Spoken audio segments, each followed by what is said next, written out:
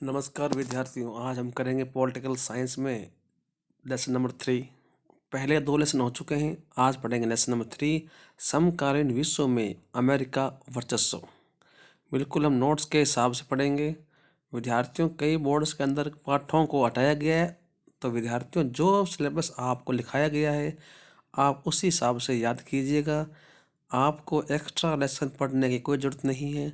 अगर आपके सिलेबस में ये लेसन लिखा हुआ है तो आप इस वीडियो देखिए, अगर आपके सिलेबस में ये लेसन नहीं है तो आप वीडियो मत देखिए। चलिए करते हैं स्टार्ट आज की वीडियो। टॉपिक है वर्चस्व क्या है।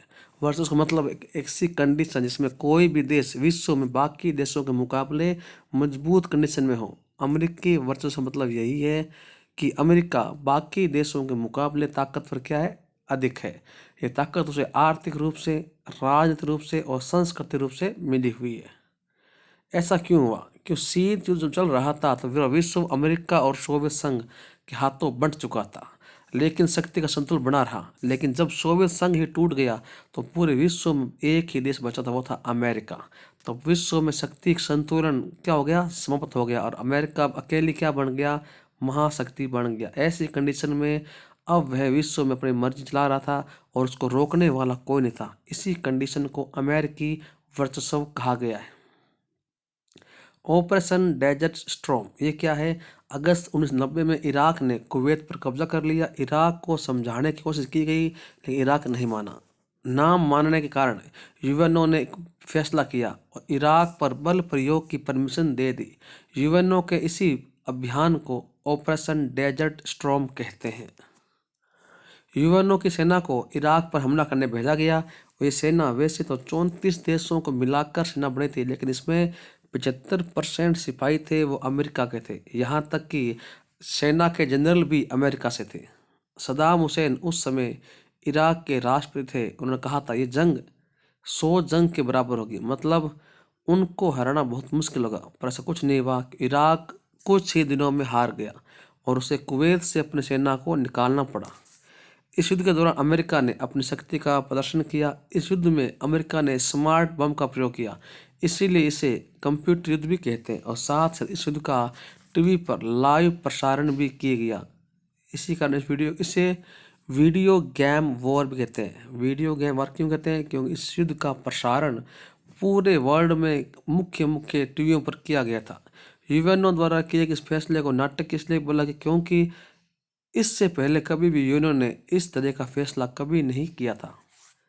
नेक्स्ट है ऑपरेशन इनफाइनाइट रीच। 1998 में 2 अमेरिकी दूतावास नैरोबी और दार ए सलाम में हमला हुआ। इस हमले के लिए आतंकवादी संगठन अल कायदा को जिम्मेदार माना गया। इसके जवाब में अमेरिका द्वारा ऑपरेशन इनफाइनाइट रीच शुरू किया गया। इसका मुख्य उद्देश्य क्या था? अल कायदा से हमले का बदला लेना।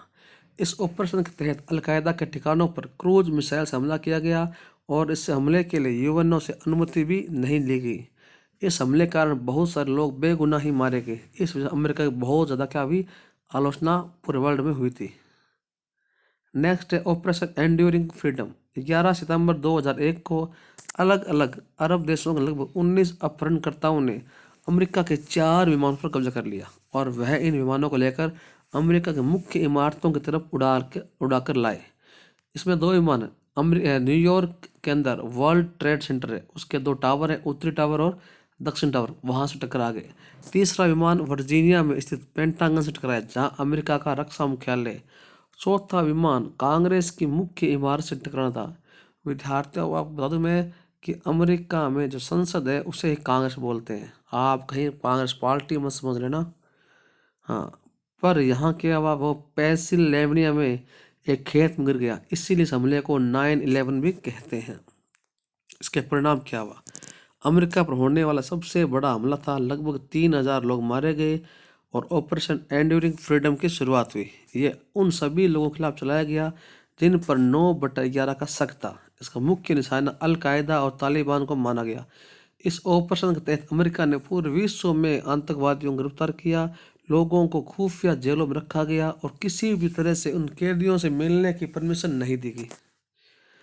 Operation Iraqi freedom. 19 मार्च 2003 को अमेरिका ने ऑपरेशन इराकी फ्रीडम शुरू किया। उसने सेना बनाई जिसमें 40 से अधिक देशों की सेनाएं शामिल थी। इस सेना को कोएलिशन ऑफ विलिंग्स यानी आकांक्षियों का महाजोट कहा गया। इस सेना को इराक पर हमला करने के लिए बनाया गया था। अमेरिका द्वारा बोला गया इस सेना को इराक में बन रहे सामूहिक संहार के हथियारों को खत्म करने और उनके उत्पादन पर रोक लगाने के लिए बनाया गया है।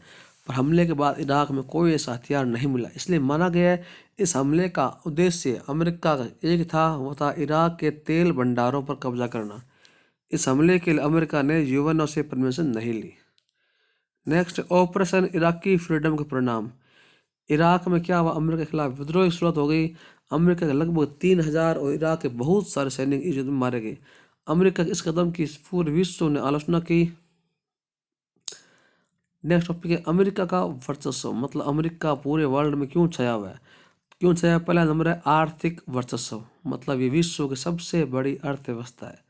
वर्तमान में अमेरिका विश्व की सबसे बड़ी अर्थव्यवस्था में से एक है। अर्थव्यवस्था का यह विशाल आकार अमेरिका के आर्थिक वर्चस्व का प्रतीक है। हर क्षेत्र की सबसे बड़ी 3 कंपनियों में से एक कंपनी हमेशा अमेरिका की रही है। डॉलर का वर्चस्व, विश्व की मुद्राओं में कीमत का निर्धारण डॉलर में होता है। इसके कारण अमेरिकी डॉलर का सबसे मजबूत मुद्रा माना गया है। सभी बड़े अंतर्राष्ट्रीय संस्थानों में महत्वपूर्ण भूमिका, और विश्व जितने बड़े आर्थिक संस्थान अमेरिका के महत्वपूर्ण भूमिका है, क्योंकि अमेरिका उन सब की आर्थिक नीतियों को प्रभावित करने की क्षमता रखता है। सैन्य वर्चस्व, विश्व की सबसे बड़ी सेना, वर्तमान विश्व की सर्व सेना किसके पास है? अमेरिका के पास है। अपने से नीचे के 12 देशों से अधिक, मतलब अमेरिका के बाद जो सेकंड, थर्ड, फोर्थ, इस तरह 12 नंबर तो जो कंट्री है ना, उन सब का खर्चा जोड़ लेना तो फिर भी अमेरिका अपने सेना पर अधिक खर्चा करता है। आप सोच सकते हो कि अमेरिका अपने सेना पर कितने लाखों अरबों डॉलर लगाता है हर साल खर्चा करने के लिए। और विश्व में कहीं भी हमला करने की क्षमता अमेरिका की सेना केवल संख्या में नहीं बल्कि क्षमता और गुणवत्ता में क्या है, पूरे विश्व में सब सर्वश्रेष्ठ है। संख्या और गुण दोनों में आगे अमेरिका की सेना केवल संख्या के आधार पर नहीं बल्कि गुणवत्ता के मामले में क्या है, पूरे विश्व में सबसे ताकतवर सेना माना गया है। ढांचागत वर्चस्व, एमबीए की डिग्री, विश्व में प्रसिद्ध एमबीए की डिग्री शुरुआत अमेरिका में हुई थी। वर्तमान में डिग्री विश्व में सबसे उच्च स्थिर डिग्रियों में से एक मानी गई है। समुद्री मार्ग पर नियंत्रण, वर्तमान स्थित सभी समुद्री मार्गों का रखरखाव और कंट्रोल अमेरिका द्वारा ही किया जाता है। इंटरनेट की निर्भरता, वर्तमान पूरा विश्व इंटरनेट निर्भर है और इस इंटरनेट का संचालन अमेरिकी उपग्रहों के विशाल समूहों द्वारा किया जाता है। सभी बड़े संगठनों का मुख्यालय अमेरिका में है। इसके अलावा जितने विश्व में बड़े बड़े संगठन बनाए हुए हैं उन सब का मुख्यालय अमेरिका में ही है। इनमें अधिकांश जो वहाँ काम करते हैं वो भी कहाँ के? अमेरिका के ही लोग हैं जो वहाँ पर काम करते हैं। सांस्कृतिक वर्चस्व, अमेरिकी रहन सहन का प्रभाव पूरे विश्व के देशों में पड़ा है, क्योंकि पूरे विश्व के लोग हैं वो अमेरिका के खान पान से, रहन सहन से क्या है, प्रभावित है और अमेरिका के लोगों से जीवन शैली को अपनाने का क्या प्रयास करते हैं। नीली जींस, विश्व भर प्रसिद्ध नीली जींस शुरुआत अमेरिका से ही हुई थी। अमेरिकियों के तरह जीने की इच्छा, वर्तमान में विश्व किसी भी हिस्से में रहने व्यक्ति है वो अमेरिका के लोगों की तरह जीना चाहता है। उपरोक्त सभी तथ्य विश्व में अमेरिका के वर्चस्व को दर्शाते हैं। अमेरिकी वर्चस्व के रास्ते में अवरोध, मतलब अमेरिका हम मानते हैं बहुत अमीर है पर फिर भी उसके रास्ते में क्या कुछ नुकसान या कहते हैं रोड़े हुआ है। कौन कौन? नंबर 1, संस्थागत बनावट, अमेरिका के संस्थागत बनावट उसके वर्चस्व में बहुत बड़ी बात है। अमेरिका में शक्तियाँ शासन के तीनों अंगों के बीच बांटी हुई, इसके कारण कार्यपालिका द्वारा सैन्य शक्तियों को पूरी तरह से उपयोग नहीं किया जा सकता है। अमेरिकी समाज, अमेरिका के लोग शिक्षित हैं, जागरूक है, इस कारण अमेरिका द्वारा सैन्य शक्तियों का गलत उपयोग करते वो लोग क्या है, विरोध करने लगते हैं। इस तरह अमेरिका के मनमानियों को वो लोग रोक सकते हैं। नाटो, नाटो अमेरिका का संगठन है। इस संगठन के साथ अमेरिका आर्थिक हित भी जुड़े हुए हैं। इस कारण से हम इस संगठन के देश अमेरिका को कुछ भी गलत करने से रोक सकते हैं और अमेरिकी वर्चस्व का लगाम लगा सकते हैं। टॉपिक नेक्स्ट, अमेरिकी वर्चस्व से कैसे निपटे। पहली है बैड वैगन नीति। इसका मतलब क्या है? जिधर की तरफ हवा चले उधर तरफ हो चल पड़ो, यानी कि अगर आपको लगता है अमेरिका का वर्चस्व है तो उसके साथ रहो, अगर लगे अमेरिका का वर्चस्व टूट रहा है तो आप अमेरिका को छोड़ भी सकते हो, मतलब साथ रह कर फायदा उठाना। दूसरा, अंतर्राष्ट्रीय राजनीति से छिपना। अंतर्राष्ट्रीय राजनीति छुप जाना भी क्या है, वर्चस्व से बचने का तरीका है। यानी खुद को अमेरिका से इतना दूर कर लो कि उसके किसी भी कार्य का आप पर कोई प्रभाव नहीं पड़े। पर ये नीतियाँ क्या है, बड़े देशों के लिए काम की नहीं है, ये छोटे देशों के काम की हो सकती है। बाहर से बड़ा देश कभी भी अपने आप को पूर्णतया अमेरिका से अलग नहीं कर सकता। भारत, रूस और चीन का गठबंधन। इसके अलावा बहुत से लोग मानते हैं कि भारत, रूस और चीन अगर ये गठबंधन बना लें तो अमेरिका की शक्ति को कंट्रोल में किया जा सकता है। पर इस गठबंधन का बनना क्या है, असंभव सा लगता है, क्योंकि तीनों देशों के बीच में कोई सहयोग नहीं है।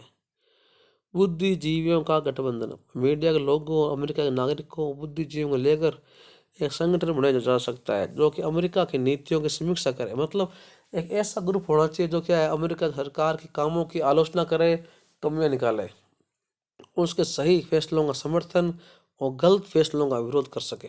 अमेरिका और भारत। भारत और सोवियत संघ के नज़दीक होने के कारण अमेरिका और भारत के संबंध शुरुआत से क्या खराब रहे हैं। पर 1991 में सोवियत संघ के टूटने के बाद अमेरिका और भारत के संबंधों में क्या सुधार हुआ, जो बहुत ही अच्छी बात है। भारत और अमेरिका के संबंधों की विशेषताएं। इंडिया है वो सॉफ्टवेयर निर्यात का 65% अमेरिका को बेचता है। भारत की सॉफ्टवेयर कंपनी और अपने उत्पादन का लगभग 65% से भी अधिक हिस्सा है वो अमेरिका को निर्यात किया जाता है।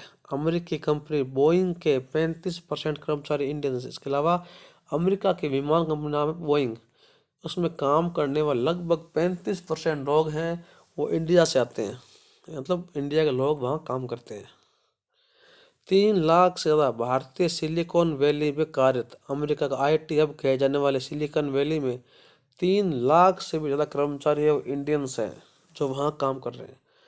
अमेरिकी कंपनी में भारतीयों का योगदान ज़्यादा है। इसके अलावा अमेरिका की बड़ी बड़ी कंपनियों में भारतीयों का बहुत योगदान है। उदाहरण दिया यहाँ पर, गूगल में जैसे ना CEO कौन है, सुंदर पिचाई है। तो इस तरह से अमेरिका के अंदर बहुत सारे भारतीय हैं वो वहाँ काम करते हैं। इसी कारण क्या, अमेरिका कंपनियाँ बहुत वर्ल्ड में छाई हुई है। तो अमेरिका और भारत के संबंध इसी तरह बने रहें। तो इसी तरह अपना लेसन आज शॉर्ट में करवाया है विद्यार्थियों।